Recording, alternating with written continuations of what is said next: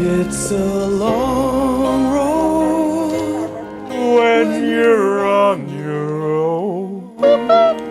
If you don't know about The Road, it's basically a book and a movie about how the world just got gang banged by God. So we don't know what happened to Earth. Maybe it was an asteroid, who knows? All we know is that nature is dying, animals are dying, humans are dying, and your soul is dying as you read about it. There's no reason left to fucking live. That's how bad shit has gotten. There is literally no reason left to live. But there's still one, and it's to carry the fire! Carrying the fire. Carry the fire. And we're carrying the fire. Fire! Fire! Carry the fire! What fire?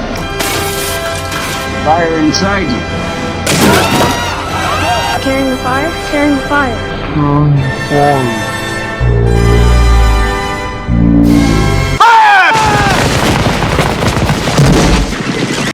I don't know what the that was. Anyway, to summarize the plot of The Road, it follows a father and son as they make their way south towards the coast in the hope of avoiding winter and just continuing to survive. That is literally the entire plot, is just survival. But like any good thematic film, story, whatever, the plot is basically there just to serve as a vehicle for the ideas and concepts that The Road puts forth. And the most important idea expressed in The Road doesn't really come full circle until the ending. Because the ending of The Road is happy. Yes. It's a book written by Cormac McCarthy that ends happy. What the fuck?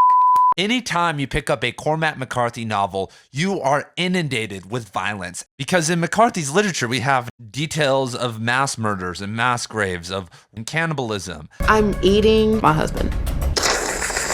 Just almost anything negative that you can imagine. I call it the ex-wife. It's not just violence McCarthy is concerned about. It's our navigation around it. The varied context and meaning spawning from a world bent on brutal domination and the varied ways in which civilization seeks to control it. Life is a memory, and then it is nothing. So dark. You sure you're not from the DC universe? There's a particular guy on YouTube, I'm gonna throw his thing up, where he did a book review of it. And he made an extremely good point. I thought the ending was a problem. It's basically Deus Ex Machina, which could be a bullshit cop-out. The idea of the book ending the way it did, spoiler alert. Actual spoilers incoming! The book ends where, so the father dies, but then the boy gets picked up by another family that have been following, they've been looking for him. They've been watching over him, waiting for when his father will pass so that they can pick him up and continue protecting him the same way his father did. We were following you, did you know that? I'm so worried about you. Now we don't have to worry about them. That idea like that, these people were looking out for him and were, they were watching over him, it's so juxtaposed to the rest of the book.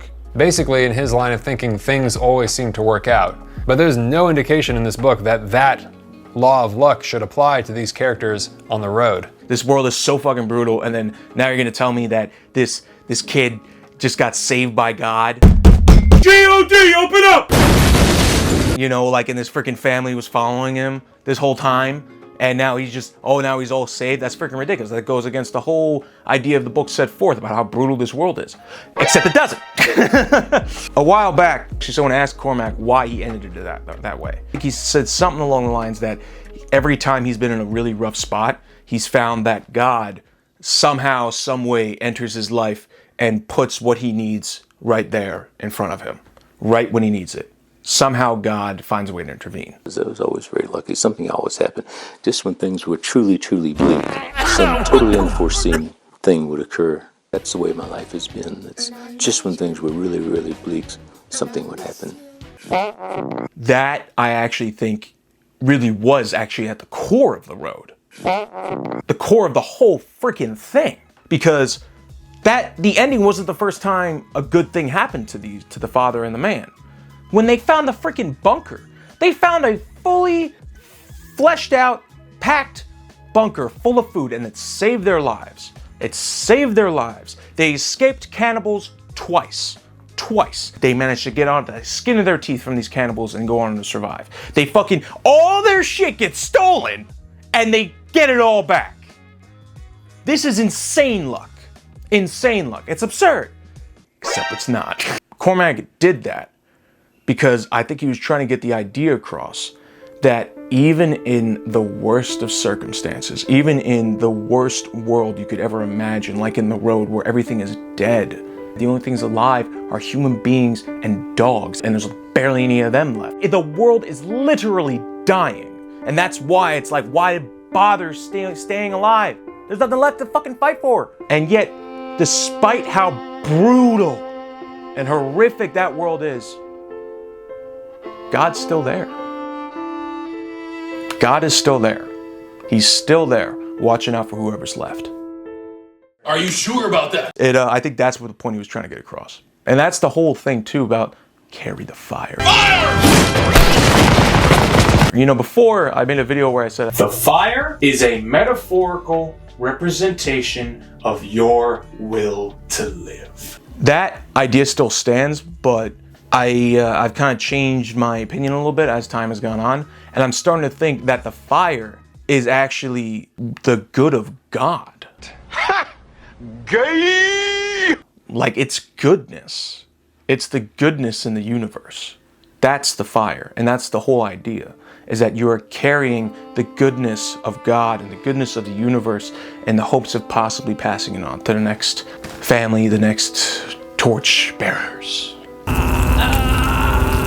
And I think that's what Cormac was trying to do. I mean, I could be wrong. You know, I can't read the guy's mind, but... Don't make me do it! No. That's why I think actually the ending follows. I think it's actually the perfect ending. It's like, yeah, it's a happy ending because the kid's gonna keep surviving. He's got a new family, but the world is still dying. The world is still dead. There's still cannibals. Life is still horrible. That didn't change. That's another thing that frustrates me. Is like, it's a happy ending. It's like, is it? You sure about that? Because it's not, oh, the world is gonna come back and everyone's, and the life is gonna be lush and it's all gonna go back to, no. The world ain't all sunshine and rainbows. The world's dead and staying dead, but the fire burns on. The survivors keep that fire burning. They keep carrying it because God's watching over them. The ones who carry the fire, the ones who are good. You know, yeah, sure, the world's dying, but God is still looking out for those who are good the best way he can, the only way he can. That was Cormac's idea, I believe. And I think that's one of the reasons I think, too, it was one of his later books because he got so close with his son. The real story is about the love between the father and the son. That's what the story is about. If the book attempts to show anything, it attempts to show that love can survive even under the most horrible circumstances. It doesn't make any difference how bad the world gets. You will stick with him, you will die for him, you will do anything for him. Yeah, I would never have written La Carretera if I had not had a son.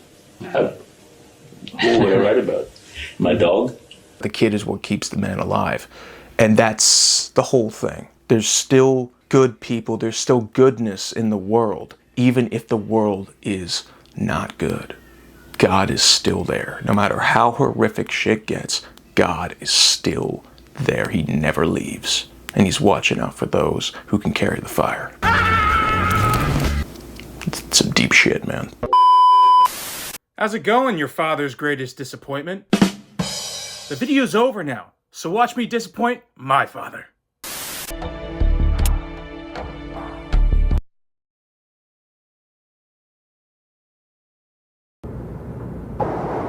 Team Deathmatch.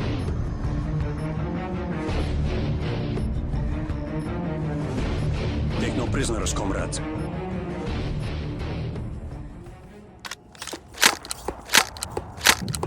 UAV online. Enemy AC on the alarm!